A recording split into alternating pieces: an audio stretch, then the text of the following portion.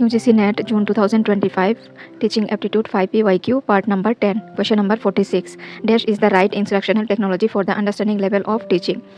Answer will be branching. Different branch में instructional technology रखते हैं for understanding level of teaching.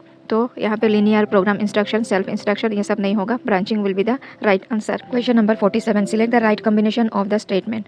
Role of a teacher personality is very important. Idealism. Role of a teacher personality of limited importance pragmatism. So these two statement will be correct. Idealism बोलता है moral values उनका ideas सारा cover करता है idealism. So role of a teacher personality is very important. Idealism will be the right combination. Role of a teacher personality is of limited importance pragmatism. Pragmatism is the work which have done by the teacher.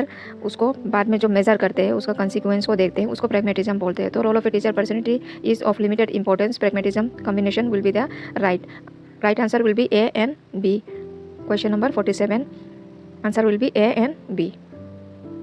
47 का दो और option दिया है. Role of a teacher personality is very important pragmatism. Role of a teacher personality is not of limited importance naturalism. So answer will be A and B.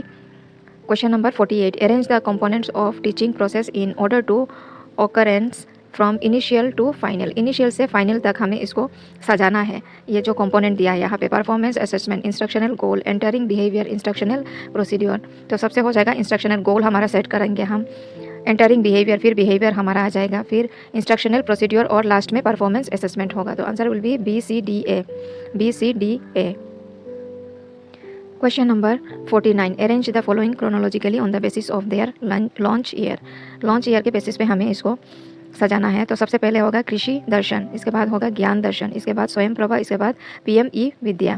तो BCAD will be the answer. Number 50 according to Bloom's CAP cognitive affective and psychomotor classification of educational objectives dash is an example of psychomotor domain.